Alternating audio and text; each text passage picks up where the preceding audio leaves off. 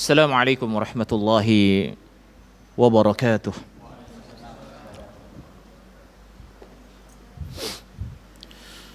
Innal hamdalillah nahmaduhu wa nasta'inuhu wa nastaghfiruh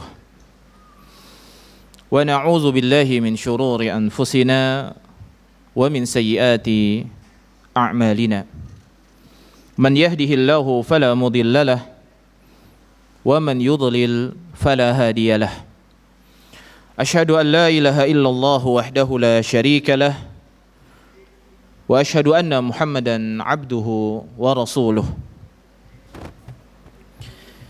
Ya ayyuhalladzina amanu taqullaha haqqa tuqatih wa la tamutunna illa wa antum muslimun.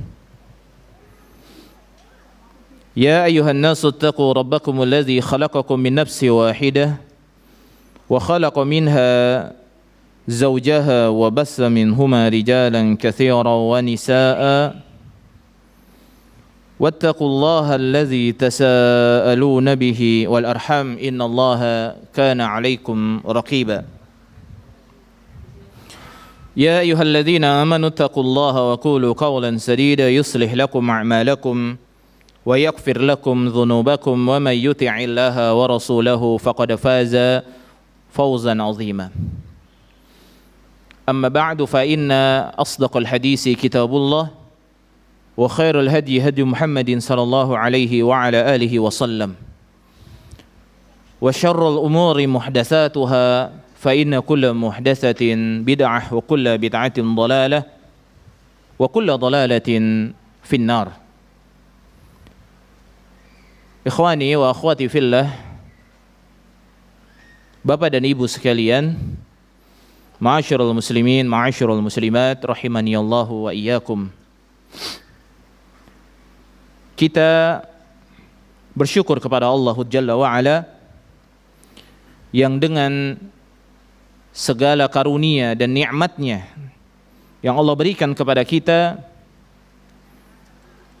kita bisa mengamalkan amalan yang dengannya dihapuskan segala kesalahan dan dosa-dosa kita. Berjalannya kita dari rumah kita menuju majelis ilmu, sebagaimana seseorang yang berjalan menuju masjidnya. Ketika ada seorang dari kabilah Bani Salimah, sebagaimana diriwayatkan oleh Imam Muslim dari jalan Anas ibnu Malik, bahwa Bani Salimah satu ketika mereka ingin pindah bersama-sama untuk mendekatkan rumah mereka ke dekat dengan masjid. Fabalagha Rasulullah SAW, maka kemudian sampailah berita tersebut dan ditemuilah oleh Nabi SAW tentang niatan yang ingin dilakukan oleh Bani Salimah. Maka Nabi SAW beliau mengatakan, apa yang kalian inginkan untuk pindah ke dekat masjid? Kata mereka, agar kami dekat dengan masjid. Lalu Nabi SAW mengabarkan kepada mereka, Bani Salimah. Kata Nabi SAW, khiyarukum, berdiamlah kalian di rumah-rumah kalian saja. Khiyarukum atharukum, karena sesungguhnya dari rumah kalian menuju masjid, langkah-langkah kalian itu akan meninggikan derajat kalian di sisi Allah Subhanahu wa ta'ala. Maka berjalannya seseorang menuju masjid, setiap langkah akan meninggikan derajat di sisi Allah Subhanahu wa ta'ala. Dan langkah yang lainnya dalam riwayat lain akan menghapuskan dosa-dosa yang kita lakukan. Dalam perkara dosa, kita melihat ada dua kalimat yang berbeda. Ketika Allah Subhanahu wa ta'ala menyebutkan ghufira lahu ma taqaddama min dzambih, Allah akan mengampuni segala dosa-dosanya. Ketika kalimat mengampuni dosa, Allah mengampuni dosanya, tetapi Allah tidak menghapuskan dosanya dari catatan dia. Adapun apabila Allah menyebutkan yukaffir anhum sayyiatihim, Allah akan hapuskan mereka atas dosa kesalahan-kesalahan mereka, seperti dalam surat Al-Anfal ayat 29. Siapa yang bertakwa kepada Allah, Allah akan berikan kepada mereka sikap yang mampu membedakan antara hak dengan yang batil. Furqan, ilmu yang begitu tinggi. Maka siapa yang memiliki sikap furqan yang dibungkus dengan ketakwaan yang benar, maka yukaffir ankum sayiatikum wa yaghfir lakum. Allah akan hapuskan. Ketika bicara tentang dihapuskan, maka kesalahan ini dihapuskan.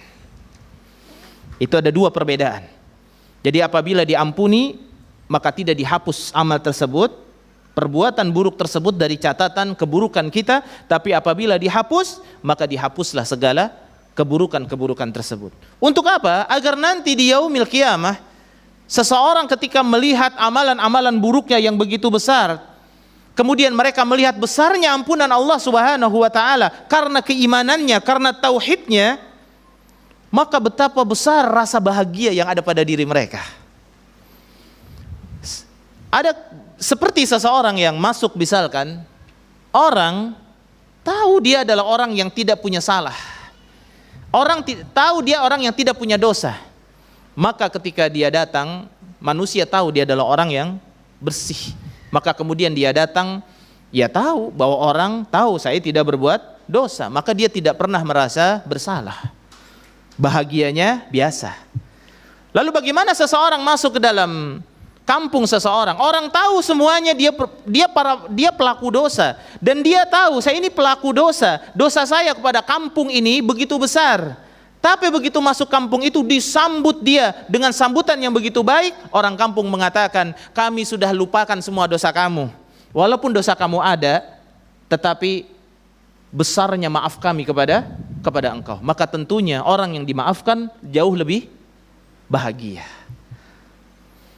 Allah Subhanahu wa taala mengampuni dosa orang-orang yang bertauhid. Ini menunjukkan betapa besarnya ampunan Allah Subhanahu wa taala. Maka kita berharap kepada Allah Subhanahu wa taala untuk senantiasa Allah berikan taufik kepada kita mendawamkan amalan-amalan salih yang dengannya kita ditinggikan derajatnya oleh Allah dan dihapuskan segala dosa kita, kesalahan-kesalahan kita, dan juga diampuni segala dosa-dosa kita. Dan banyak sekali amalan-amalan tersebut. Kalau kita membaca kitab Riyadhus Shalihin, masih di dalam babul ikhlas wa ihdarun niyah, ada di dalam bab itu namanya an kasrati turukul khair, banyaknya jalan-jalan menuju kebaikan. Dan di situ dalilnya sangat banyak sekali, jalan kebaikan. Dan jalan kebaikan itu yang difahami di dalam Islam itu hanya ada dua keadaan. Yang pertama, karena adanya kebaikan yang dilakukan oleh orang tersebut, maka diakui kebaikannya oleh Allah Subhanahu wa taala, maka dengannya dia mendapatkan kedudukan mulia dengan amalan-amalannya. Dia mendapatkan kedudukan yang mulia di surga dengan amalan-amalannya. Ya. Tapi ada juga seseorang mendapatkan kedudukan mulia di surga karena amalnya tidak mampu menyainginya, maka dia mendapatkan ujian dari Allah dan dia bersabar dengannya. Kata Nabi SAW, Rasulullah SAW beliau bersabda, ketika Allah ingin memberikan kedudukan yang mulia, kedudukan yang tinggi kepada seorang hamba, lalu kedudukan tersebut tidak bisa ditempuh oleh seorang hamba dengan amalnya, maka Allah akan gantikan dengan ujian yang datang kepada dia berupa penyakit, kesedihan, kesulitan yang ditimpakan kepada dia. Kemudian dia sabar, dia yakin, tetap hanif, berada di atas jalan yang dicintai oleh Allah, dan dia terus berprasangka baik kepada Allah dengannya sampai dia mati dengan ujian tersebut, maka dia mendapatkan kedudukan yang mulia. Karena bisa jadi dengan ujian tersebut Allah menginginkan kedudukan yang mulia, tapi amal kita tidak mampu menyaingi kedudukan tersebut. Maka Imam Ibnu Qayyim Al-Jauzi rahimahullah ta'ala beliau mengatakan, apabila seseorang tidak sibuk dengan amal saleh, tapi Allah menginginkan kebaikan kepada dirinya, maka Allah akan sibukkan dia dengan ujian. Maka sibukkan diri kita dengan amal saleh. Sibukkan diri kita dengan amalan saleh.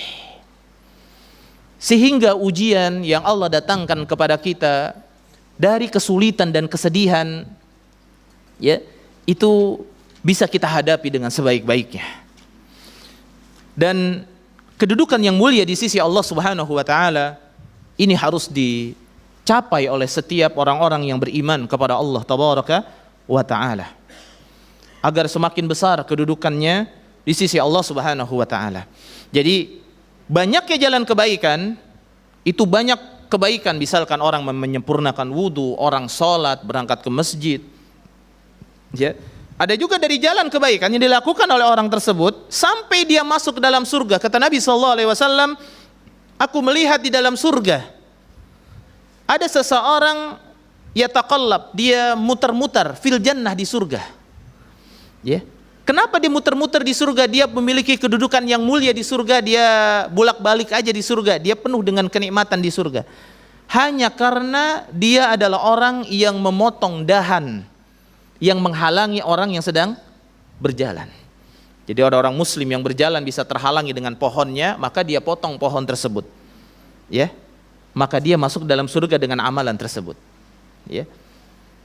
Maka disinilah menunjukkan bahwa banyaknya jalan kebaikan. Begitu juga Allah memberikan ujian kepada seorang hamba yang dengannya dia masuk dalam surga Allah Subhanahu wa taala. Baik, barakallahu fiik. Kita akan membahas pada hari ini yaitu tentang pembahasan yang begitu penting bagi kita manusia yang hidup di zaman yang penuh dengan kebengkokan. Terlebih para wanita yang diciptakan oleh Allah Subhanahu wa taala min dila'in a'waj, dari tulang rusuk yang bengkok. Maka kebengkokan para wanita begitu terlihat sekali.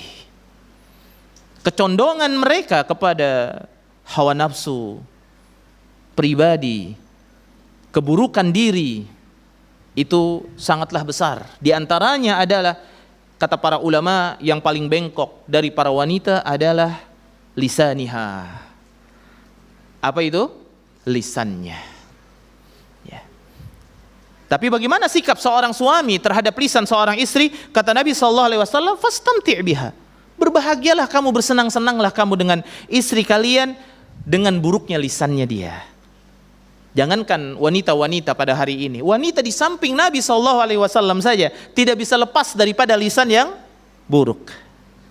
Bagaimana ketika Aisyah radhiyallahu taala anha, dia menghina badannya Sofiyah yang pendek. Sofiyah yang pendek. Maka Nabi SAW memberikan nasihat kepada Aisyah radhiyallahu taala anha, ya Aisyah, laqad qulti kalimatan law wuzinat bima'il bahr. Wahai Aisyah, sungguh kamu sudah mengucapkan satu kalimat yang apabila ditimbang kalimat tersebut dengan air laut yang begitu besar, ya, ini air laut yang besar pun akan terkotori dengan kalimat engkau. Artinya meremehkan, menjelek-jelekan, menuduh dan lain sebagainya. Bahkan seorang ulama besar, Al-Imam Ibnu Mas'ud radhiyallahu taala anhu, beliau mengatakan, dan ini ada di dalam status Facebook saya belum lama, sekitar 2 hari 3 hari. Ya, dan ini khusus juga kepada para wanita. Ya. Betapa banyak lisan yang menuduh, ya, al-muhsanah, yaitu wanita yang baik-baik melakukan perbuatan buruk dengan tuduhan kita akan menghapuskan amalan kita selama 100 tahun. Hanya gara-gara apa? Menuduh. Satu ketika di Saudi Arabia, dikisahkan oleh masyayikh, ada seseorang yang melihat laki-laki dan perempuan berzina. Tapi sayang, dia hanya memiliki 3 orang saksi. Harusnya berapa saksi? 4. Ya.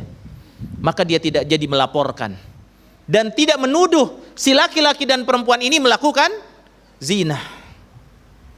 Betapa terjaganya lisan-lisan mereka. Lalu kita lihat pada hari ini, orang-orang yang sudah rusak jiwanya, sudah rusak lisannya, sudah rusak akalnya, dirusak oleh orang-orang Yahudi wan Nasara, oleh orang-orang jahiliyah yang bebas, mereka berucap apapun yang mereka mau.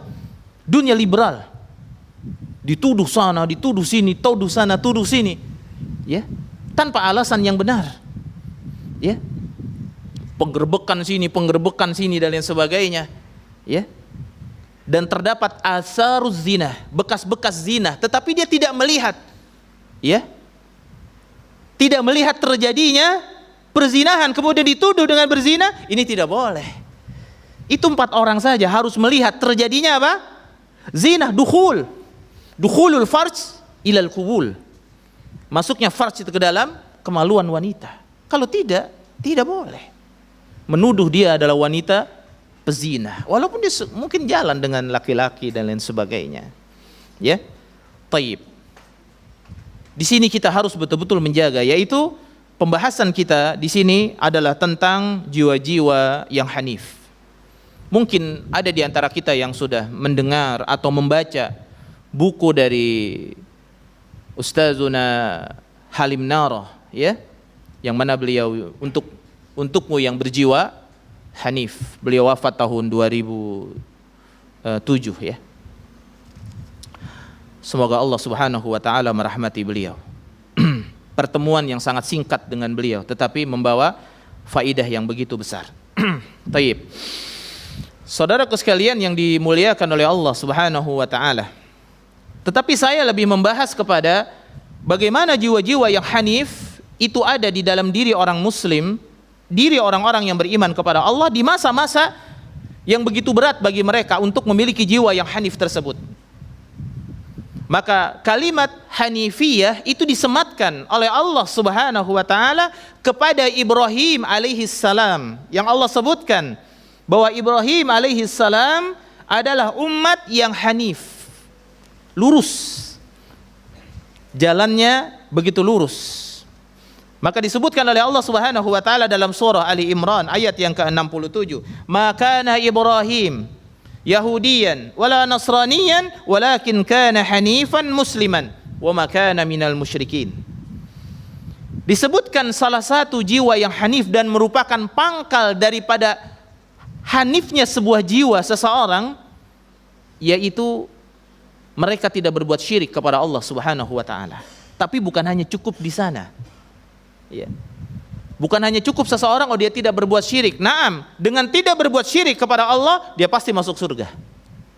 Tapi mengenai masalah kedudukan tinggi atau tidak, itu tergantung daripada apa? Amalnya. Karena dalam hadis yang diriwayatkan oleh Imam Muslim dari jalan Ubadah ibnu Samit, ketika seseorang mengucapkan 2 kalimat syahadat, kemudian syahadat kenabian, kemudian syahadat Isa adalah hamba Allah dan Rasulnya, kemudian surga dan neraka benar, kata Nabi SAW, adkhalahul jannah ala makana minal amal. Dia masuk dalam surga sesuai dengan amalnya. Masuk surga tingkatannya sesuai dengan amal. Karena yang memasukkan ke dalam surga adalah tauhidullah. Tidak adanya penyimpangan yang mengandung kesyirikan. Adapun penyimpangan yang mengandung perbuatan bid'ah dan lain sebagainya, bisa jadi Allah Subhanahu wa taala memaafkan dia. Selama bid'ahnya itu tidak jatuh kepada kesyirikan dan kekufuran. Ya. Makanya ahlu sunnah tidak mengkafirkan para pelaku bid'ah. Ya. Orang yang bid'ah dalam pemahamannya, Mu'tazilah, Khawarij, Sufi dan lain sebagainya, tidak dikafirkan oleh ahlu sunnah. Adapun Khawarij mengkafirkan kaum muslimin, itu urusan mereka. Adapun ahlu sunnah tidak mengkafirkan Khawarij. Ya. Demikian. Walaupun ada para ulama yang mengkafirkan Khawarij. Terjadi khilaf di kalangan para ulama akidah dalam masalah ini. Ya. Tetapi yang paling rajih dalam masalah ini harus dirinci secara benar. Seperti apa kekafiran yang dilakukan oleh Khawarij. Kalau sudah sampai kepada penghalalan darah kaum muslimin, ya, sampai kepada pengkafiran orang-orang yang di luar daripada kelompoknya secara mutlak, walaupun mereka sholat, walaupun mereka puasa, karena ada sebagian hukum Allah yang tidak ditegakkan oleh mereka, maka langsung dikafirkan oleh Khawarij. Ya, ini bisa jadi jatuh kekafiran itu kepada dirinya. Tapi kata para ulama, yang mengkafirkan Khawarij itu kafirnya itu dikarenakan pengkafiran yang dia lakukan. Karena sebagaimana sabda Nabi SAW, siapa yang mengatakan kepada saudaranya ya kafir, siapa mengatakan kepada saudaranya wahai kafir, maka kekafiran itu kembali kepada keduanya. Siapa yang paling berat kekafirannya? Kalau tuduhannya benar, maka dia tidak kafir. Kalau tuduhannya tidak benar, maka dia yang kafir. Maka tidak boleh mengatakan kepada seorang muslim kafir. Apalagi menuduhnya dengan macam-macam, munafik dan lain sebagainya. Ibrahim alaihissalam adalah bukan Yahudi, bukan Nasara, tetapi hanifan, yaitu adalah hanif yang berserah diri kepada Allah Subhanahu wa taala, musliman wa ma kana minal musyrikin, dan Ibrahim tidak termasuk orang-orang yang berbuat syirik. Kemudian dijelaskan oleh seorang ulama ahli tafsir, beliau rahimahullah mengatakan makna daripada hanif adalah ma'ilan anil adyan kulliha ila dinil qayyim, yaitu seseorang yang berlepas diri, menjauhi segala agama seluruhnya dan mendekat kepada satu agama, yaitu agama Islam. Hanya Islam saja yang diakui. Ini secara hanif, secara tauhid. Ibnu Katsir rahimahullah taala beliau menjelaskan ya, bahwa yang dimaksud dengan hanif dari Ibrahim alaihissalam adalah menjauh dari berbagai macam kemusyrikan dan condong kepada keimanan. Maka salah satu ciri orang-orang yang beriman kepada Allah, habbaba ilaihimul iman. Allah berikan kepadanya kecintaan kepada iman. Dan bukan hanya cinta kepada iman, wa qaraha ilaihimul kufra wal fusuq. Dia benci dengan perbuatan kefasikan. Ya, kekufuran dia sangat benci. Taib, ya. Maka kita diperintahkan oleh Allah Subhanahu wa taala harus mengikuti agamanya Ibrahim, Hanifiyah Ibrahim, agama yang lurus. Agama yang dengannya seseorang itu memiliki kelurusan akidah, niat. Maka nanti ada beberapa ciri-ciri jiwa-jiwa yang hanif. Asy-Syaikh Abdul Razak bin Abdul Muhsin Al-Badr hafizahullahu taala, beliau mengatakan orang-orang yang hanif adalah orang-orang yang condong menjauh dari semua kebatilan. Orang-orang yang condong menjauh dari semua kebatilan dan mendekat kepada kebenaran. Semua kebatilan dijauhi. Yang berbau kebatilan dijauhi. Semua. Ya. Enggak pilih-pilih. Oh, kebatilan ini masih enak ini. Akhirnya tasyabbuh dengan orang-orang kufar.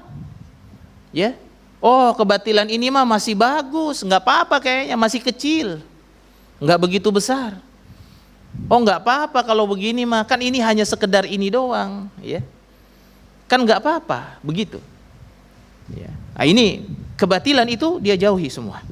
Dan dia mendekat kepada kebenaran. Dan keinginan manusia kepada kebatilan itu begitu kuat, pasti. Keinginan manusia kepada kebatilan dan kebebasan jiwanya itu begitu kuat. Maka diajarkan oleh Nabi kita sallallahu alaihi wasallam untuk menahan diri kita, bahkan oleh Allah, wa nahan nafsa anil hawa. Ya, kita menahan hawa nafsu kita. Allah mengatakan wa amma man khafa maqama rabbih wa nahan nafsa anil hawa fa innal jannata hiyal ma'wa. Siapa saja orang-orang yang dia benar-benar takut kepada kedudukan dirinya di sisi Allah, ini jiwa-jiwa yang hanif. Wa amma man khafa maqama rabbih, siapa orang-orang yang takut bagaimana posisi dirinya nanti di hadapan Allah Subhanahu wa taala. Ya. Kemudian wa nahan nafsa anil hawa, dia mencegah dirinya daripada mengikuti hawa nafsunya.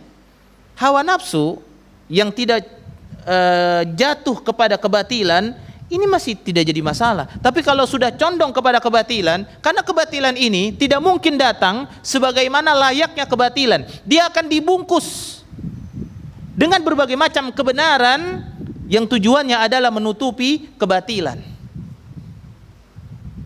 Dia akan ditutupi dengan bahasa-bahasa indah. Satu contoh saja misalkan. Apa? Bunga bank. Aslinya adalah riba. Enggak mungkin ada orang minjem duit di bank, Pak ini 20 juta, nanti ribanya 1 juta. Kan enggak mungkin. Ini dana talangan haji 25 juta buat daftar, biar dapat porsi kursi di pemerintah. Ya. Tapi kembaliinnya 30 juta. Ya. Ini bunganya. Kan gak mungkin orang mengatakan ini ribanya. Oh, jelas orang gak ada yang mau. Ya, makanya dibungkus. Begitu juga kebatilan-kebatilan, aneka macam tasyabbuh kepada kekafiran dibungkus dengan berbagai macam keindahan-keindahan, kalimat-kalimat, ya, cinta dan lain sebagainya. Bahkan sekarang banyak juga para dai-dai salafiyin yang condong kepada hal-hal yang demikian, wal iyazubillah. Ya, sehingga bukan lagi sisi tauhid, tarbiyah yang dikedepankan kepada kaum muslimin, menyadarkan mereka tentang pentingnya tauhid. Karena apa? Pembahasan tentang tauhid pasti pembahasan yang sepi dari pengunjung. Ya. Pembahasan tauhid pasti pembahasan yang sepi dari pengunjung. Kalau sudah pembahasannya usulus salasah, masail jahiliyah, kasfus syubhat, kalau sudah pembahasan tentang aqidah al-hamawiyah dan lain sebagainya, usulus sunnah, ya sedikit. Tapi kalau sudah pembahasan tentang parenting, apalagi, ya, pemuda pada hari ini, wah itu rame. Ya, rela bahkan mengeluarkan apa? Mengeluarkan apa? Bukan pisau, bukan. Rela. Ya. Demi apa? Hasratnya yang begitu besar. Karena keinginan manusia mendengar sesuatu yang indah, yang tidak menyinggung hatinya, itu jauh lebih besar. Jiwa yang hanif adalah jiwa sebagaimana dinasihatkan oleh Ustadz Halim Naro. Ya. Jiwa yang hanif adalah jiwa yang mudah untuk menerima nasihat.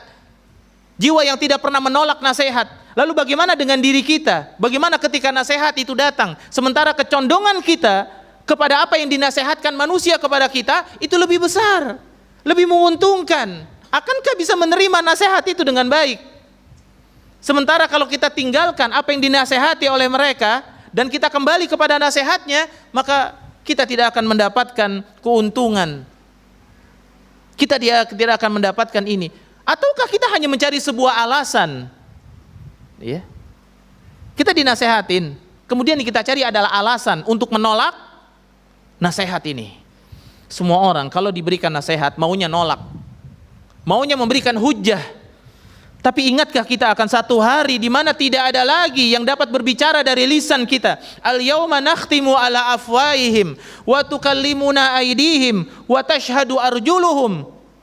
Hari di mana tidak bisa bicara lagi lisan kita yang selama di dunia sering mengungkapkan alasan-alasan. Oh, alasan saya begini, alasan saya begini, alasan saya begini. Silakan saja. Kemudian ketika sudah dipentokkan dengan kebatilan, perbuatan bid'ah, tasyabbuh, dicarilah dalil-dalil khilafiyah para ulama.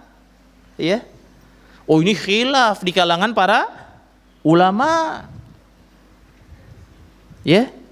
Nggak usah nasehatin begini, kan khilaf dikala buktinya ada ulama yang begini-begini, dicari pembenaran. Mudah. Kalau ingin mencari pembenaran itu sangat mudah. Tapi jiwa yang hanif adalah jiwa yang condong kepada kebenaran, ya, itu lebih besar daripada, dan dia pasti akan menjauh daripada semua kebatilan, walaupun kebatilan itu menguntungkan dirinya. Ana menemui beberapa pengusaha yang besar yang sudah tingkatan usahanya itu miliaran. Hampir sampai 100% mereka yang bermanhaj salaf, ya. Ini di luar dari yang itu lain lagi. Hampir 100% tidak lepas dari yang namanya suap, tidak lepas dari yang namanya riba, tidak lepas dari yang namanya kezaliman, tidak lepas dari yang namanya bai'un najas. Mencari artis-artis, mencari orang-orang yang ternama dengan Facebooknya, dengan media sosialnya, kemudian dia beriklan di dalamnya, terjadi bai'un najas, ya. Kemudian terjadi berbagai macam kezaliman, itu dilakukan. Ketika diberikan nasihat, ini kalau ini dihilangkan, kalau ini nggak boleh, ada brand ambassador begini nggak boleh dalam syariat. Bagaimana mau berkembang? Seakan-akan tidak ada jalan lain. Seakan-akan mengumpulkan harta adalah tujuan utama. Sampai dakwah saja dijadikan oleh mereka sebagai alat untuk membesarkan usaha mereka. Ustadz kalau mau dakwah tenang, sponsornya aneh, tapi tulis yang gede-gede di sini, sponsor. Nah, biar dikenal sama orang. Orang nggak ngelihat ustadznya doang, tapi ngelihat, nah sponsornya siapa? Sponsor itu mereka anggap rekomendasi dari ustadz. Kalau beli baju yang itu aja, ya. Kalau beli cuci muka yang itu aja, yang lain nggak syar'i, yang syar'i itu. Kalau skincare itu aja, ya. Bukan tidak boleh. Kalau mau jualan, maka Ustadz Firanda hafizahullah taala beliau menyampaikan. Saya suka sampaikan kepada orang-orang yang suka memberikan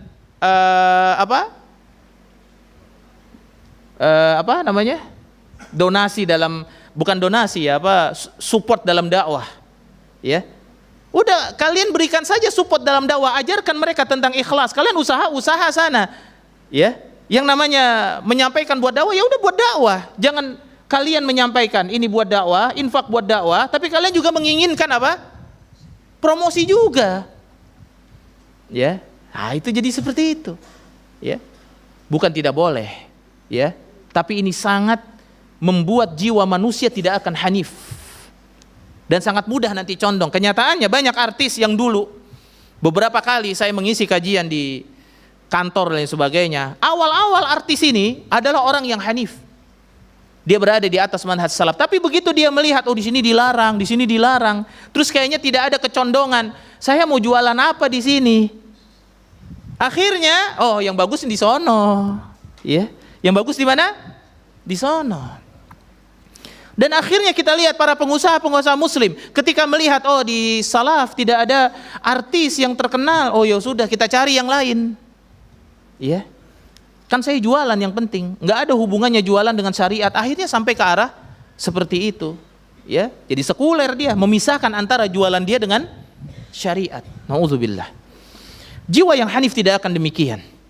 Jiwa yang hanif dia mudah memberikan nasihat dan mudah menerima nasihat, dan dia mudah condong kepada kebenaran dan menjauh diri daripada segala jenis kebatilan.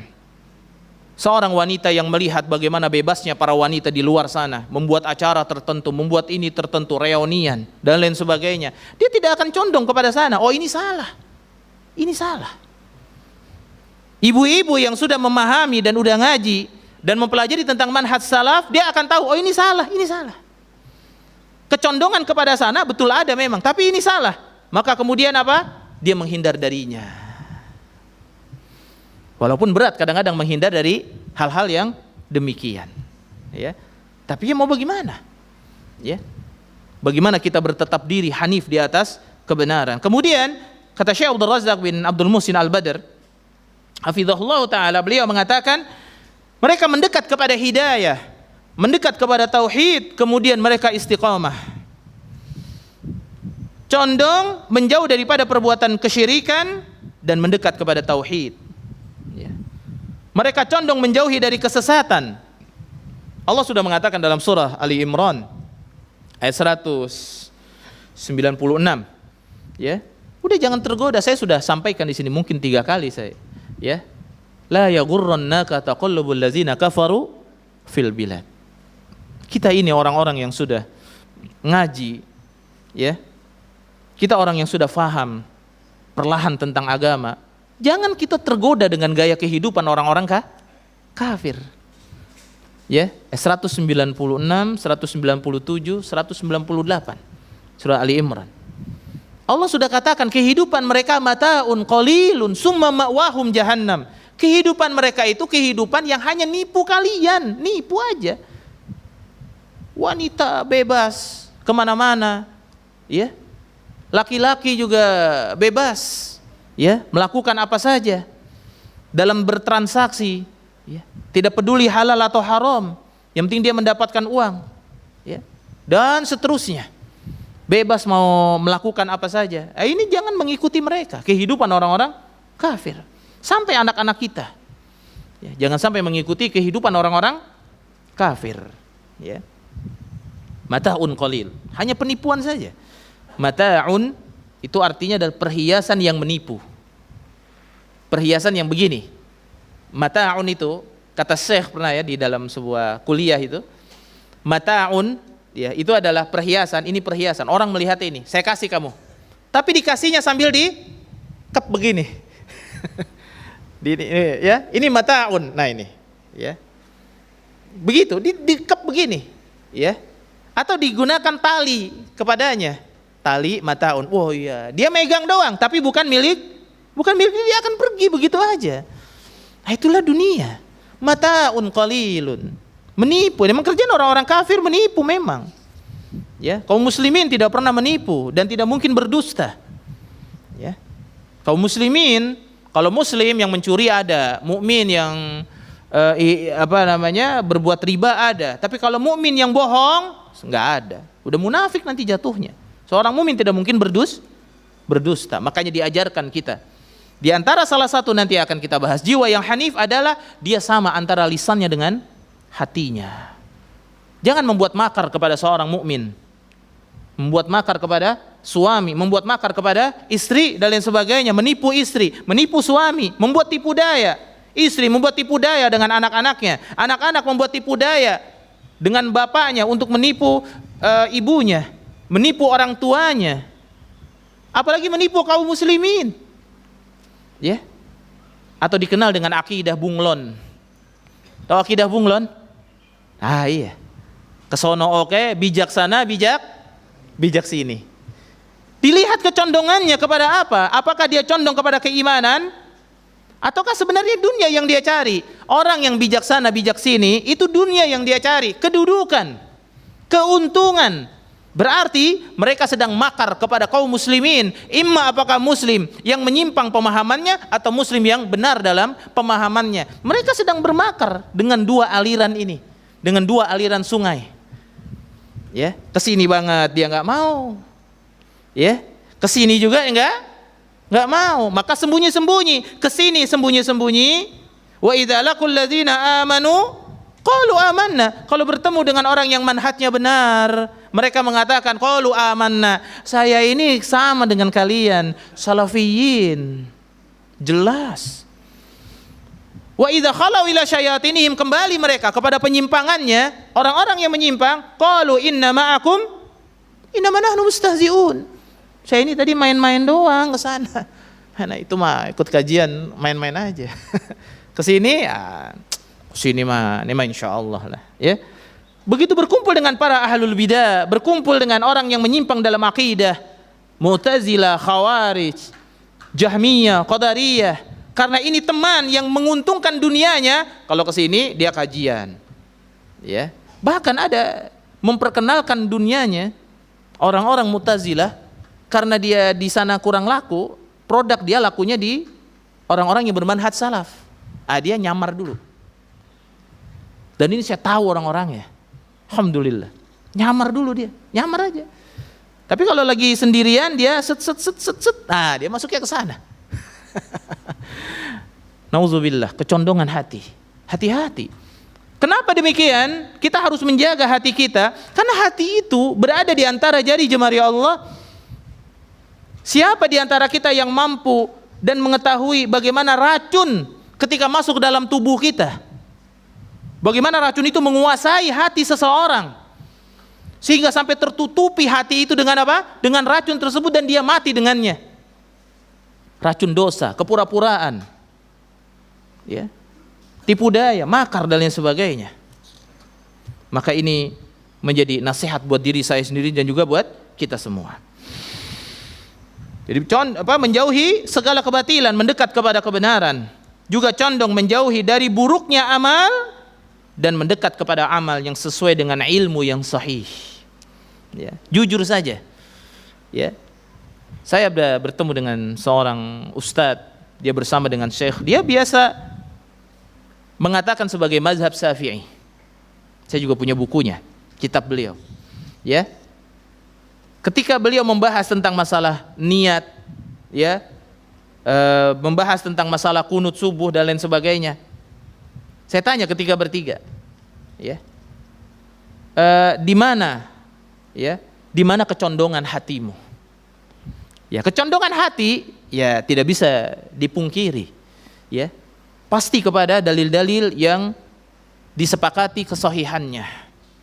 Ya, bagaimana ketika sahabat mengatakan bahwa ini adalah perbuatan bid'ah, sahabat langsung yang mengatakan, tentu kecondongan manusia yang berilmu pasti ke sana.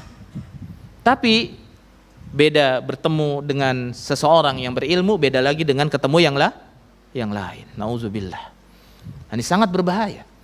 Maka kecondongan seseorang kepada ilmu yang sahih harus lebih besar. Nah, inilah yang dimaksud dengan orang yang hanif. Ini di dalam kitab Sharh Al-Qawaid Al-Arba'. Ketika beliau mensarahkan tentang Qawaidul Arba', ya.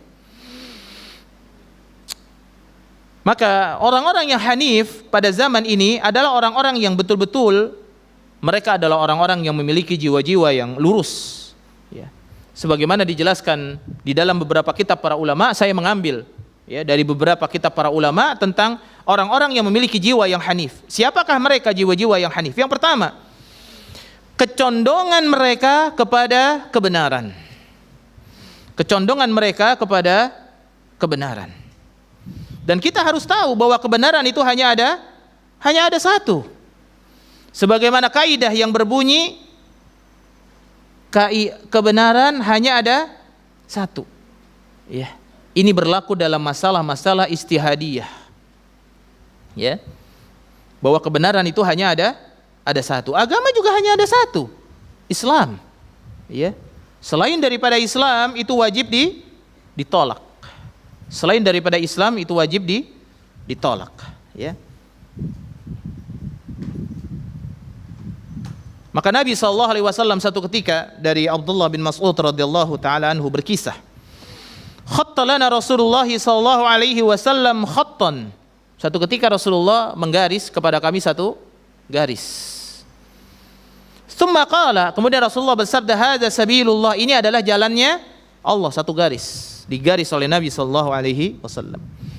Summa khatta khututan an yaminihi wa an shimalihi summa qala. Kemudian Rasulullah menggaris ke kanan dan ke kiri, kemudian Rasulullah mengatakan, hadhihi subul, ini adalah jalan-jalan yang lain.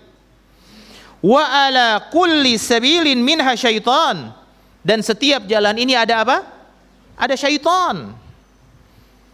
Yad'u ilaihi, yang menyeru kepada jalan-jalan kesesatan tersebut. Tsumma qara'a, kemudian Rasulullah SAW membacakan, wa anna hadza sirati mustaqima fattabi'uhu wa la tattabi'us subula fatafarraqu bikum an sabilih. Itu dalam surat Al-An'am ayat 153. Ya. Ini jalan, ya. Maka kecondongan seseorang kepada kebenaran itu akan jauh lebih besar seorang muslim kepada kebenaran. Ini yang pertama. Jiwa yang hanif adalah jiwa yang dia senantiasa condong kepada kebenaran yang satu itu. Titik tempuh hidupnya hanya satu, kebenaran. Ya, dan ini penjelasannya panjang. Tapi tentunya seorang muslim dengan kebenaran kecondongannya jauh lebih besar. Maka ketika nasihat-nasihat itu masuk, ya, ketika kebenaran-kebenaran itu disampaikan kepada dirinya dan dia berada di tempat yang tidak benar, maka dia tidak pernah malu, tidak pernah gengsi untuk berhijrah kepada jalan kebenaran. Dia tidak melihat siapa temannya lagi. Dia tidak melihat apa lagi efeknya. Kalau sudah ada kebenaran, pasti ada kebaikan di dalamnya. Dia tidak melihat lagi apa keuntungan dia berada di atas kebenaran ini. Apa keuntungan saya menggunakan hijab? Apa keuntungan saya berdiam diri di rumah, mentaati suami saya?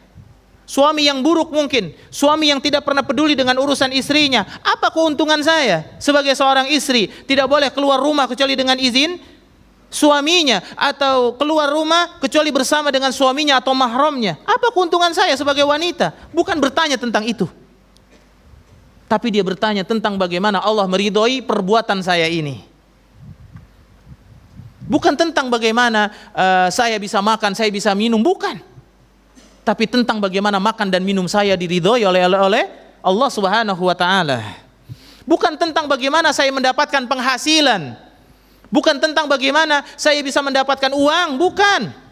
Bukan tentang bagaimana dikabulkan atau tidak doanya oleh Allah Subhanahu wa taala, tapi tentang bagaimana makan dan minum kita, penghasilan kita diridhoi, dan bagaimana cara kita berdoa kepada Allah Subhanahu wa taala. Lihat Umar bin Khattab radhiyallahu taala anhu. Dia mengatakan, aku tidak peduli dengan doa-doaku kepada Allah, apakah aku tidak menunggu kapan Allah mengabulkan doaku? Tidak. Tetapi ya, yang penting bagiku adalah aku bisa berdoa kepada Allah Subhanahu wa taala. Dan ingat, seorang ulama salaf, beliau mengatakan, apabila seseorang diberikan oleh Allah taufik untuk berdoa kepada Allah, maka Allah sudah menyiapkan untuk mengabulkan doanya. Hanya saja berbeda. Kalau kita meminta dunia, orang mukmin minta dunia, Allah akan memberlakukan kepada kita dua sifatnya yang mulia yang kita kenal, Ar-Rahman, Ar-Rahim. Adapun permintaan dunia orang-orang kafir hanya berlaku baginya Ar-Rahman. Allah ngasih juga sama binatang. Allah ngasih juga kepada orang yang minum racun. Ya. Allah ngasih juga, ya. Kenikmatan minum kopi walaupun kopi itu ada racunnya. Allah kasih dia kopi, kenikmatan dulu, kemudian di dalamnya ada racun. Itu diberikan kepada orang-orang kafir. Karena Allah tahu betapa racunnya dunia ini, betapa rusaknya dunia ini, bahkan lebih buruk daripada bangkai. Diberikan kepada orang kafir. Kalau orang kafir minta, udah dikasih sama Allah tuh. Ya, biar menyempurnakan azabnya nanti di yaumil qiyamah. Udah kasih. Haram, riba, semua, suap, semua. Ya. Orang-orang yang tidak disayang sama Allah ketika minta dunia, wah dikasih dengan jalan suap, dengan jalan riba. Sampai ada seseorang yang merasa bahagia kerja di tempat riba, di ACC kredit mobil ribanya, di ACC KPR rumah ribanya, bahagia, senang, berpelukan sama istrinya. Alhamdulillah kita di ACC kredit rumahnya. Ya, betapa jiwanya telah dikotori oleh siapa? Oleh syaitan. Karena syaitanlah yang menyebabkan dia melakukan riba. Kenapa? Asyaitanu ya'idukumul faqra wa ya'murukum bil fahsya. Syaitan setiap hari selalu membisikkan kepada manusia, menakut-nakuti manusia, fakir, kamu tuh fakir. Aduh, kamu tuh miskin kalau nggak begini. Kapan kamu punya mobil? Kapan kamu punya motor? Kapan kamu punya rumah? Kapan kamu punya ini? Kalau nggak pakai kredit, kapan? Kapan? Bukan kamu udah. Sampai ada yang mengatakan dengan syubhatnya, syubhat jahiliyah, kafirah bahkan sampai kepada derajat itu. Nggak mungkin kita punya rumah kalau tidak kredit bank. Nggak mungkin kita punya mobil kalau nggak kredit bank. Daripada kajian jalan kaki, mendingan motor kredit, kita bisa jalan ke kajian pakai motor. Dia lupa dengan hadis dari Ibnu Umar, kata Nabi SAW, la yuqbalullahu salatan bighairi tuhurin, tidak diterima salat kecuali dengan suci, ya, dan tidak diterima shadaqatun min ghulul, enggak diterima sedekah dari yang buruk.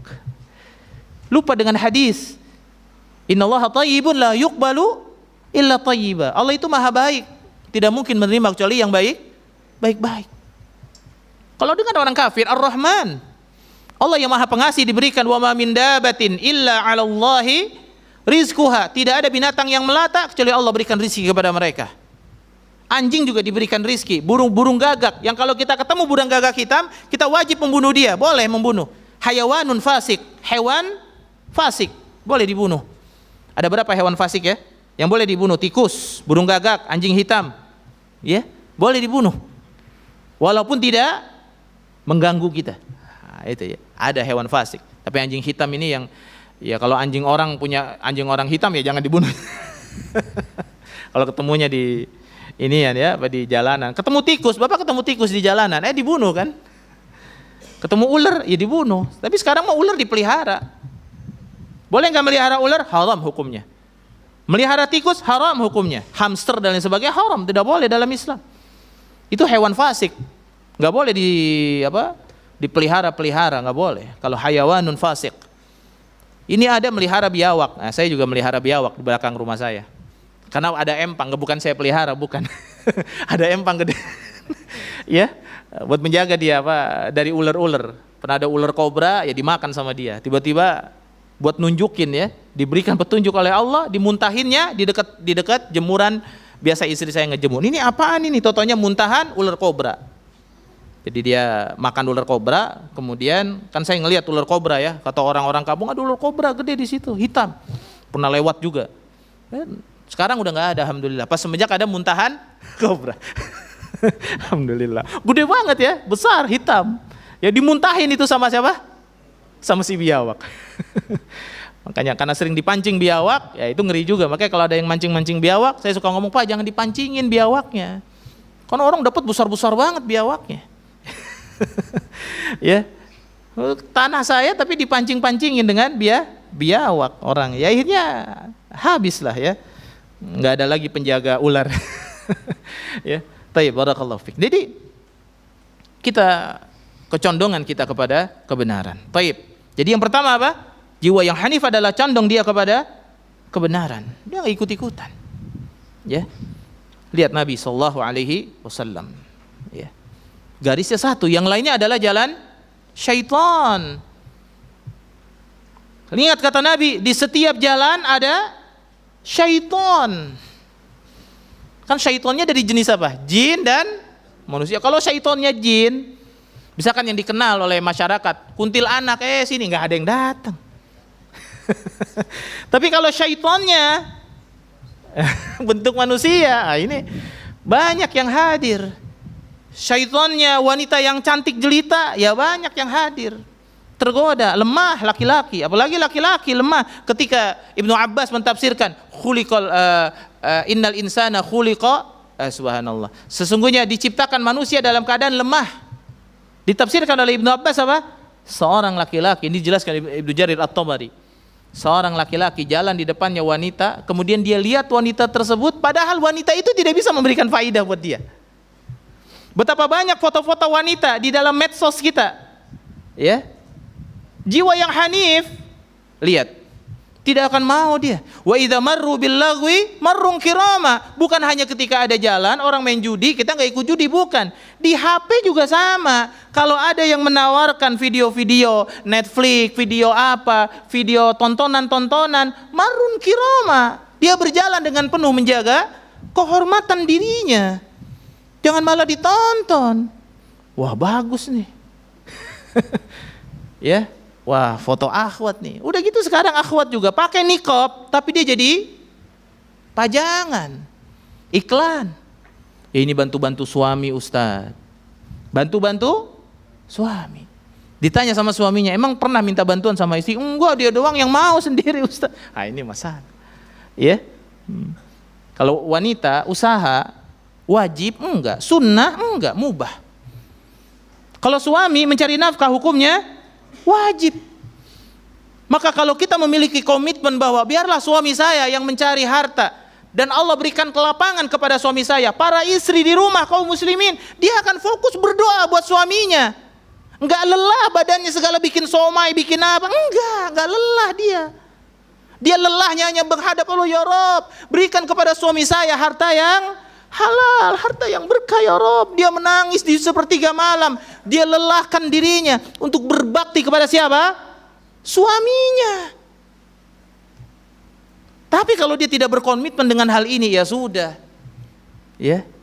Ya boleh, istri usaha boleh. Nggak ada yang melarang. Kalau bicara boleh. Orang suami poligami juga boleh. Iya kan boleh kan, sama.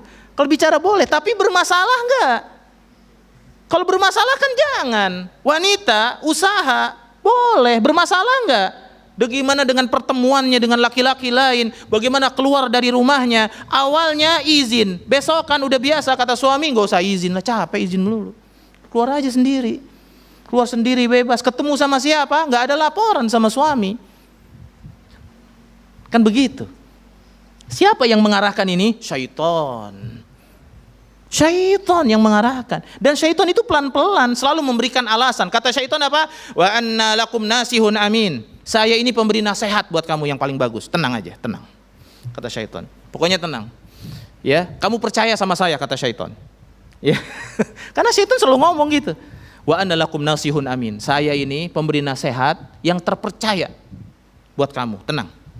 Ya, maka kita percaya dengan nasihat siapa?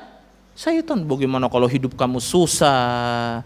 Ya, syaitan yang membayang-bayangkan kefakiran, akhirnya membuatlah prasangka buruk kepada Allah Subhanahu wa taala. Kalau saya tidak usaha, bagaimana Allah memberikan rizki? Lalu mana dalil yang mengatakan annallaha war-razzaq dzul quwwatil matin? Allah memberikan rizki, enggak perlu tangan kita, enggak perlu. Bisa Allah ngasih rizki kepada kita tanpa tangan kita. Kenapa kita harus mencari rizki? Biar diampuni dosa kita oleh Allah. rasa keringat kita, peluh kita, beratnya kita, pusingnya kita. Kan kalau di kantor pusing masih kan? Pusing, tuntutan dari orang dan lain sebagainya, rasa capek, itu menghapuskan dosa. Yang dengannya ketika mendapatkan rizki, sebanding dengan apa? Yang kita usahakan dengan rasa lelah. Menjadi sedekah. Kullu ma'rufin sedekah. Lihat, sales mobil. Kemana-mana senyum sama orang. Ya Pak, senyum. Padahal hatinya lagi terenyuh. Benar gak? Sales mobil, sales rumah, kemana-mana pasti senyum. Ya Pak, mobilnya apa? Begitu orang gak ada yang lihat, aduh, lagi sakit dadanya dia, ya, perutnya lapar, belum makan, istrinya di rumah, kontrakan belum bayar, listrik belum bayar. Pak, mobilnya Pak, semangat. Ya, semangat. Ya. Nah, seperti itu. Kalau perempuan jadi sales gimana? Senyum sama orang gak boleh. Senyum malah Mbak aja, bagaimana saya beli? Ya. Ya mau nggak mau namanya jual beli pasti kan terjadi, ya seperti itu transaksi. Kita bicara bukan tidak boleh, boleh, tapi orang-orang yang memiliki jiwa yang hanif, dia berkomitmen kepada kebenaran. Kalau ini memang bisa membawa saya kepada fitnah, kerusakan, sudah. Biarlah Allah yang mencukupi kita. Qad aflaha man aslama wa ruziqa kafafan wa qanna'ahu Allahu bima atah. Dalam hadis riwayat Imam Muslim dari jalan Amr bin Al-As, kata Nabi, beruntunglah orang yang diberikan oleh Allah keislaman, kemudian diberikan rezeki yang cukup, kemudian memiliki sifat qanaah. Qanaah itu merasa cukup. Ya, lihat kehidupan istri-istri Nabi SAW, berat kehidupan mereka, tapi mereka berkomitmen, kuat. Ya, sampai sahabat kalau berbicara dengan istri Nabi, min warail hijab, dari belakang hijab, nggak main-main. Artinya kalau mau berbicara dengan wanita-wanita muslimah, betapa sulitnya seorang laki-laki berbicara dengan wanita muslimah. Kalau sekarang laki-laki gampang banget muslimah, di mana-mana ada. Ya, komentar-komentar, wah udah seperti itu. Ya. Waliyazubillah. Kita berlindung kepada Allah daripada hal yang demikian. Ini dunia kebebasan dibuat oleh siapa? Para feminis. Kebebasan bagi para wanita, sehingga wajar istrinya keluar dari rumah tabarruj dengan keindahan pakaiannya, dengan keindahan wajahnya. Suaminya tergoda dengan wanita yang kelakuannya sama dengan istrinya. Ya wajar. Itu namanya dosa yang berbalas. Terus istrinya mencak-mencak, marah-marah. Kamu bang mengkhianati saya. Lah dia aja mengkhianati selama ini. Banyak laki-laki yang tergoda dengan wajahnya dia, dengan tubuhnya dia. Hanya kalau suaminya mungkin udah bosan. Kalau di rumahnya nggak begitu masalahnya, nauzubillah, nggak begitu wanita muslimah, tidak demikian, ya. Nah biasanya mencak-mencak begitu. Ada laki-laki berzina digerebek, wah digerebek dia, lewat tuh video kan, gerebek. Istrinya, wah tabarruj luar biasa. Kata istrinya, bang aku kurang cantik apa bang udah begini? Iya tadi istrinya aja ngerebek aja bareng satpam. Satpam aja ngelirik-lirik. Ini kalau dia cerai boleh juga nih. Ya, suaminya tergoda dengan wanita yang kelakuan wanita yang menggoda suaminya sama dengan kelakuan istrinya. Hanya belum ada aja kesempatan. Nauzubillah. Syaitan itu luar biasa. Maka para wanita berpijaklah di atas kebenaran. Para laki-laki berpijak di atas kebenaran. Kalau laki-laki tidak memandang wanita lain, istrinya lah menjadi wanita yang paling cantik dalam hidupnya. Syaratnya satu kata para ulama, jangan suka ngelihat perempuan lain. Kan suruh tundukkan pandangan. Ya. Dia akan merasa puas dengan istrinya. Kalaupun dia melakukan poligami bukan karena cinta di luar nikah, bukan karena udah lama ngincer, bukan mantan SMP SMA. Tapi memang poligami dia lakukan karena memang dia ingin menjalankan poligami, dan wanitanya pun ya mungkin istrinya yang nyariin. Mungkin siapa? Dan dia berpikir dua kali untuk melakukan poligami dengan berbagai macam syarat ya, karena poligami ketika ditanya kepada Syekh Mukbil, apakah poligami sunnah? Tidak. Poligami mubah, boleh. Boleh doang. Ya, boleh. Taib. Tapi ada juga yang berpendapat poligami sunnah, yaitu boleh, pendapat masing-masing ya. Taib. Jadi kecondongan kepada kebenaran lebih besar. Ini adalah orang-orang yang memiliki jiwa yang hanif. Kemudian yang kedua jiwa-jiwa yang hanif mengikuti jalan salafus salih saja. Nah, itu. Kalau Ustaz Abdul Hakim itu kalau menyampaikan tentang salafus salih itu mengikuti manhaj salafus salih saja. Saja. Jadi nggak ada yang lain. Ya. Karena kalau mengikuti manhaj salafus salih dan ini bahaya. Dan harokiyin dan hizbiyin dan ada dannya terus. Ya. Karena banyak kenyataannya orang yang sudah bermanhaj salafun, mereka ngaji, lalu di dalam membuat mereka firqah-firqah ma'bad baru. Ya. Wah, ada begini, ya. Ya. Waliyadzubillah, ada beberapa juga para asatidzah punya dayang-dayang. Ya. Begitu ketemu sama saya, Ustadz Kibar gitu. Aduh, kata ininya dia punya dayang-dayang Ustadz. Bisa aja antum. Iya, dayang-dayang inilah yang menyebabkan dia berbuat ya begitu, ditutupi semua, ditutupi. Ketika bertemu dengan Ustadz Kibar ini di hotel, ya, bertemu, ya karena susah untuk sampai masuk ke dia itu lapisannya apa? Berlapis-lapis. Ya. Sampai Ustadz saya mau menemui sepuh saja mau menemui harus berlapis. Kalau kira-kira lapisan ini, wah jangan sampai ketemu sepuh nih. Bahaya nanti kalau dinasehatin sama sepuh. Bisa gagal kita proyek kita ini. Begitu kan. Akhirnya nggak ketemu-temu sama sepuh. Ngomonglah sepuh, itu bagaimana antum itu? Nggak bisa menghadirkan dia ke sini. Wah susah. Ya. Ustaz Abdul Hakim mau ketemu aja susahnya luar biasa, dipanggil. Nah, itu ini ada banyak apa namanya? Karena nggak nyampe informasi kepada beliau. Ya. Ada barisan ka'annahum bunyanum marsus. Barisan yang terbangun dengan sangat kokoh, barisan proyek besar. Nauzubillah. Ya. Mengikuti jalan salafus salih. Bukan yang lain. Ya. Kalau berakidah salafus salih. Bermanhaj salafus salih. Ya. Seperti itu. Kemudian yang ketiga, berserah diri kepada Allah Subhanahu wa taala dan terhadap apa yang Allah putuskan. Imma takdir atau hukum. Ya. Dia berserah diri sama Allah, berserah diri dalam hukum, apa yang diperintahkan oleh Allah, ikuti, berserah diri. Ya. Wanita tidak boleh bertabarruj, berserah diri. Ya. Ya sudah, wanita enggak boleh pakai minyak wangi, berserah diri kecuali di rumah, berserah diri kepada Allah.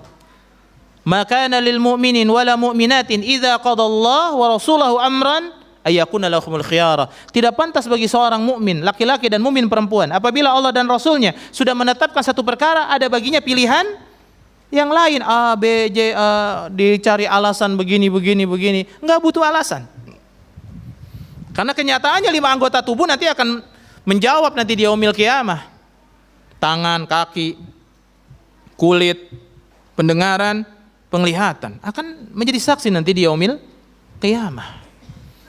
Sampai kaget manusia itu nanti di yaumil qiyamah. Wa qala li juludihim wa qalu li juludihim lima syahidtum alaina. Qalu antaqana Allah, ya. Ketika mereka mengatakan kepada kulit-kulit mereka, "Kenapa kok kamu, apa yang kamu saksikan dari kami?" Ya. Apa kata kulit? Qalu antaqana Allah. Allah yang membuat kami bisa berbicara pada hari ini. Ya. Kulit yang pakai skincare buat siapa? Pastikan. Kalau wajah ya mungkin buat suami. Ini enggak, skincare di wajah doang. Ya. Ininya tetap buluk aja udah, tangannya buluk semua. Begitu dipegang suami buluk semua. Ini bukan berarti apa-apa, bukan. Maksudnya begini, skincare itu kan buat seluruh tubuh. Ya. Bukan hanya sekedar muka doang. Bagaimana biar ketika suami memegang ini, oh bersih, baik. Ya, maka ketika ulama salaf dia istrinya memberikan nasihat kepada putrinya, yang menikah, di antaranya nasihatnya, janganlah dari suami mencium darimu kecuali yang wangi-wangi. Ini istri pakai minyak wangi kalau keluar rumah, baru pakai minyak wangi. Di dalam rumah pakai minyak jelantah. Enggak ya. Apa nih ibu-ibu? Bukan. Maksudnya begitu di dalam rumah dia nggak pakai itu. Keluar rumah, wah minyak wanginya berjejer. Ya, Hugo Boss apalagi merek semuanya ada. Ya, insya Allah nggak ada wanita di sini ya. Karena kata para ulama, Syekh Shalih Fauzan beliau mengatakan ketika seorang wanita menyuci pakaian dengan rinso yang ada minyak wanginya, maka haram bagi dia menggunakan pakaian itu buat keluar rumahnya. Ini fatwa Syekh Shalih Fauzan. Ya, aduh agak berat ya. Gimana ya? Ya, wanita dia mencuci baju dengan rinso atau deterjen yang ada minyak wanginya, pakai minyak wangi yang tercium wanginya, al-mu'attir, yang tercium wanginya, tidak boleh dia pakai baju itu untuk keluar rumah. Ya. Wah, bagaimana Ustadz ya? Rinsonya udah wangi nih. Ya kalau memang tidak terlalu tercium nggak apa-apa. Moltonya udah wangi, softenernya sudah wangi. Ya kalau memang dia tidak bertemu dengan laki-laki dan lain sebagainya, ini ke pasar pakai bajunya bagus, masuk pasar wangi, keluar pasar bau ayam. Masuk pasar wangi, sengaja masuk pasar wangi. Allahul musta'an. Kecondongan wanita kepada minyak wangi itu begitu besar. Ya, wanita itu cantik. Ya.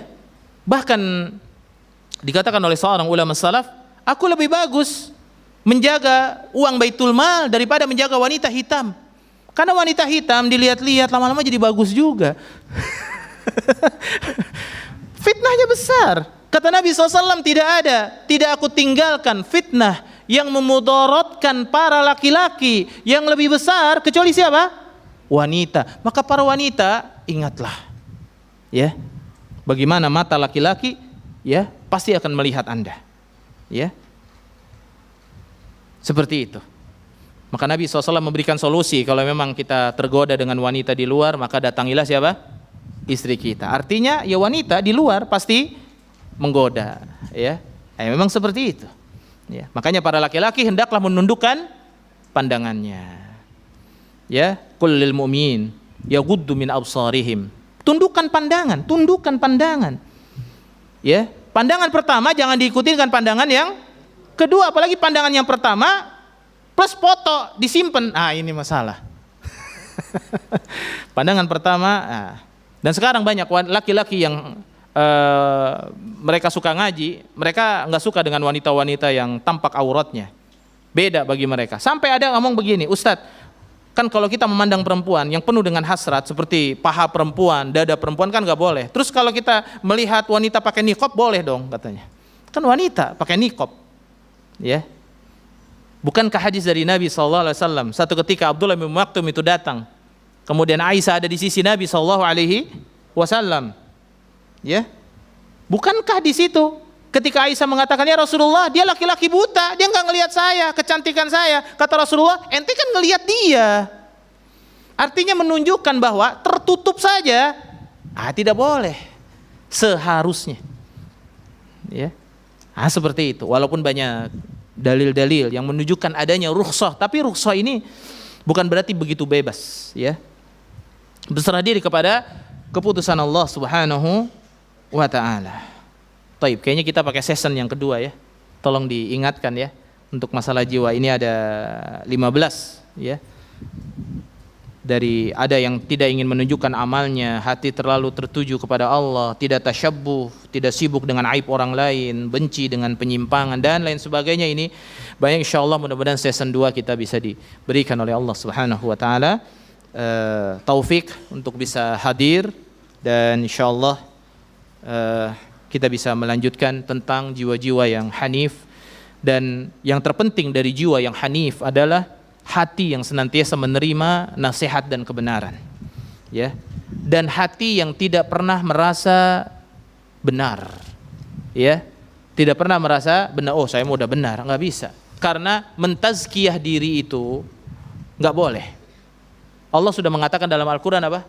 Fala tuzakku anfusakum. Jangan kalian mentazkiyah diri kalian sendiri. Di antara salah satu tazkiyah kepada diri sendiri, dia yang bikin status Facebook, status ini, dia yang nge-like sendiri gitu. Ya. Ya, di antara tazkiyah kepada diri, kemudian dia sebar-sebarkan ke orang, biar orang lain itu mentazkiyah dirinya. Allahul musta'an. Enggak boleh. Ya. Ini bahaya yang seperti itu. Ingin terkenal, popularitas, nauzubillah. Ya. Ini adalah sebuah panah syaitan, iblis yang merusak manusia.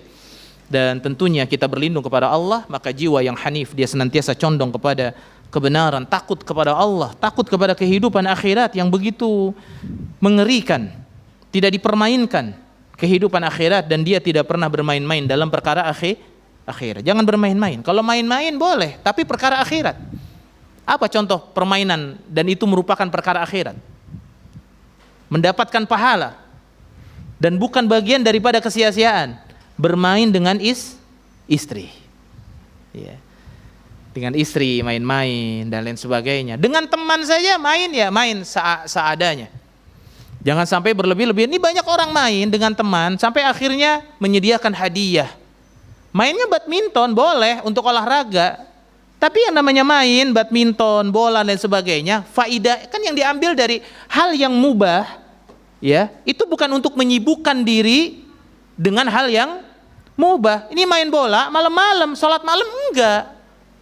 Baca Quran di sepertiga malam enggak, tapi main bola 2 jam, wah rela mengeluarkan uang. Ya. Ini kita jangan sibuk dengan hal-hal yang mubah seperti boleh main silakan, tapi yang main di waktu-waktu yang ya betul-betul ada manfaatnya sesuai dengan rekomendasi para dokter. Enggak juga main sepeda berangkat subuh pulangnya 5 hari lagi. Ya boleh. Tapi enggak berangkat lagi. Seneng ya Bapak. Alhamdulillah. Ya. Iya, tapi jangan berlebihan. Main sepeda akhirnya enggak sholat berjamaah. Ya, main sepeda akhirnya nggak main sama istri.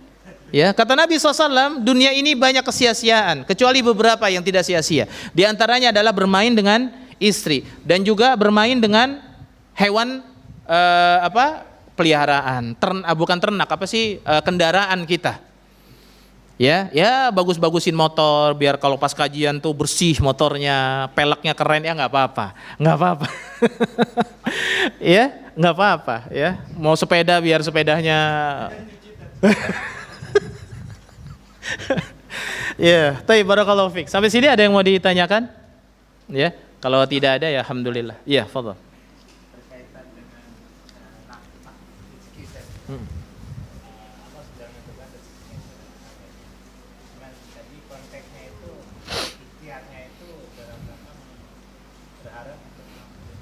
Iya, baik.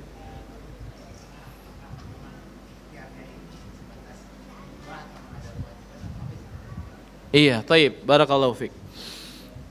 Ikhtiar dalam mencari rizki ini bagian daripada tawakal. Dan yang kedua, ikhtiar dalam mencari rizki ini masuk kepada keumuman perintah dari Nabi SAW. Ya ayuhan nas, ittaqullaha wa ahsinu fit talab. Wahai manusia, bertakwalah kepada Allah dan perbaikilah dalam mencari rizki. Ya, jadi zakiyun fit tasarruf. Cara kita dalam mengelola keuangan itu juga harus diperbaiki juga. Cara mendapatkan uang. Terus kemudian juga keumuman dalil. Kata Nabi SAW, seseorang yang berangkat ke hutan mencari kayu-kayu hutan, kemudian sampai kasar tangannya dan dia menjual ke pasar, lebih baik daripada dia meminta. Begitu juga keumuman dalil bahwa ketika Sa'ad ibnu Abi Waqqas dia datang pada Nabi SAW yang dia ingin menginfakkan hartanya di penghujung hayatnya, semuanya diinfakkan. Padahal dia memiliki putri. Kata Nabi SAW, seseorang yang mendapatkan hisab yang berat di hari kiamat karena meninggalkan kepada anak dan istrinya harta yang banyak, itu lebih baik daripada meninggalkan anak dan istrinya dalam keadaan meminta-minta.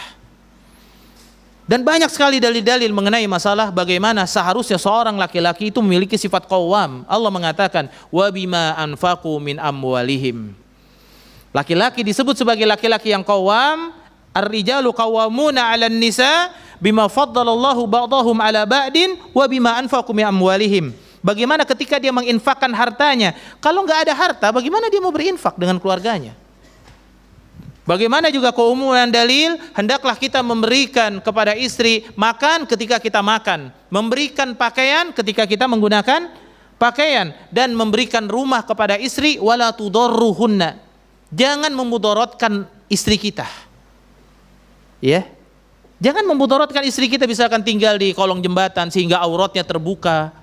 Makanya lihat sebelum kita tidur, diajarkan oleh Nabi doa, kita bersyukur dengan rumah tinggal. Rumah tinggal ini gak harus rumah sendiri, rumah ngontrak gak apa-apa, rumah orang gak apa-apa, asal jangan rumah kambing aja. Kasihan kambing, rumahnya dipakai. Ya. Apa kata Nabi SAW? Doa yang diajarkan oleh Nabi SAW ketika kita sampai ke tempat tidur kita, kita berdoa kepada Allah. Alhamdulillahillazi at'amana wa saqana, ya, wa awana, wa kafana wa awana. Segala puji bagi Allah yang telah memberi kami makan dan memberi kami minum dan mencukupkan kami pada hari ini dan memberikan tempat tinggal bagi kami. Ibu-ibu, bapak-bapak, kan kalau tidur nggak ada yang ngelihat dari luar kan? Kelihatan nggak? Enggak. Itu nikmat yang besar, nikmat rumah tinggal itu nikmat yang besar yang menutupi aurat kita dari orang lain. Makanya itu dipenuhi oleh suami. Dipenuhi oleh suami, dan itu menjadi nafkah. Apa kata Nabi SAW? Ya, sampai seorang suami menggauli istrinya menjadi sedekah. Sampai sahabat bertanya, ya Rasulullah, orang yang mendatangi wanita dan dia mendapatkan kesenangan dari wanita tersebut, apa itu sebagai sedekah? Kata Rasulullah, bagaimana law wada'aha fi haram? Bagaimana kalau dia menaruhnya di tempat yang haram? Air mani ditaruh di tempat yang haram. Ya, maka tentu itu dosa. Maka dia naruh di istrinya, itu adalah mendapatkan pahala. Artinya menunjukkan bahwa seorang suami dan semua dalil tentang nafkah itu adalah dalil tentang kewajiban para suami, semuanya. Ya, walaupun ada juga sahabat yang dia kaya, ya, seperti istrinya Ibnu Mas'ud, tapi dia nggak ngurusin sendiri gitu.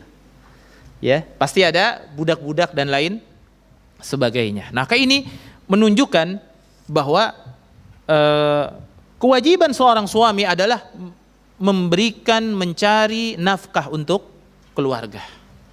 Ya. Dan ini sebagai sedekah. Dan mencari nafkah buat keluarga, ya, ini sebagai ikhtiar.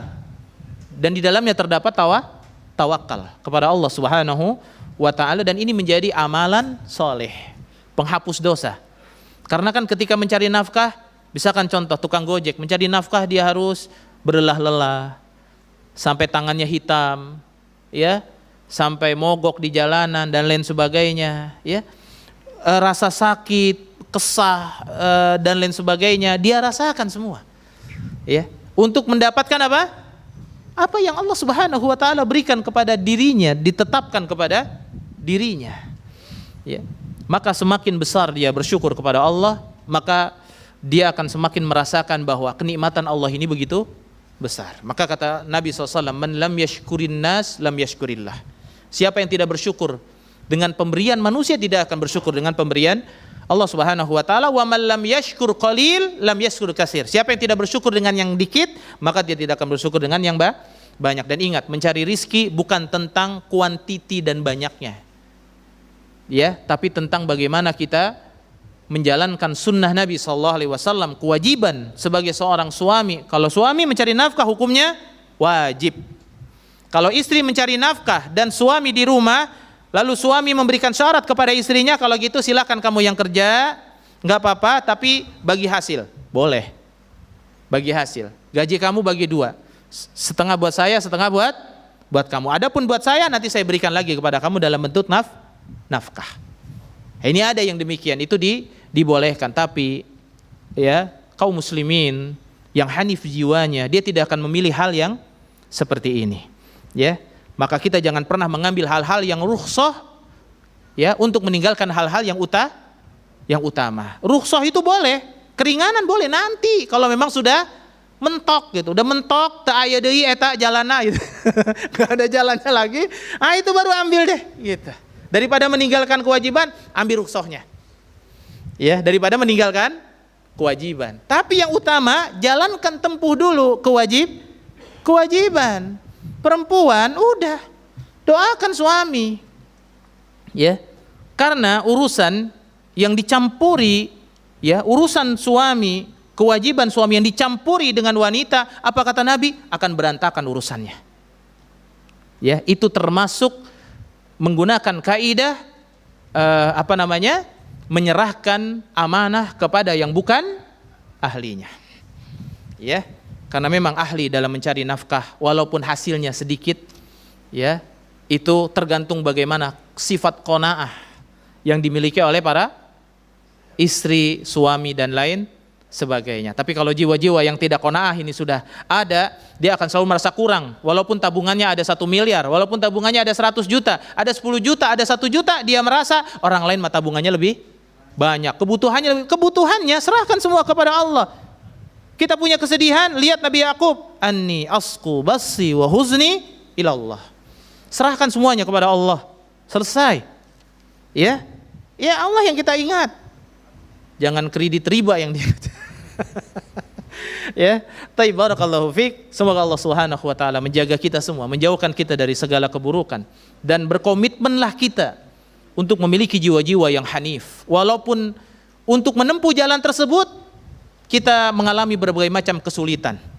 Karena tidaklah seseorang menjalankan apa yang Allah cintai dan Allah ridhai lalu dia mendapatkan berbagai macam kesulitan, min hammin wala ghammin hatta syaukati yushaku biha, sampai duri yang menempel, kecuali akan menghapuskan segala kesalahannya dan dosanya sampai dia bertemu dengan Allah dan dia tidak membawa dosa sedikit pun. Itu yang kita inginkan. Hadza wallahu taala alim bisawab. Wa sallallahu nabiyana Muhammadin wa ala alihi wa sahbihi wa baraka wa sallim. Subhanakallahumma bihamdika asyhadu an la ilaha illa anta astaghfiruka wa atubu ilaik. Wassalamu alaikum warahmatullahi wabarakatuh.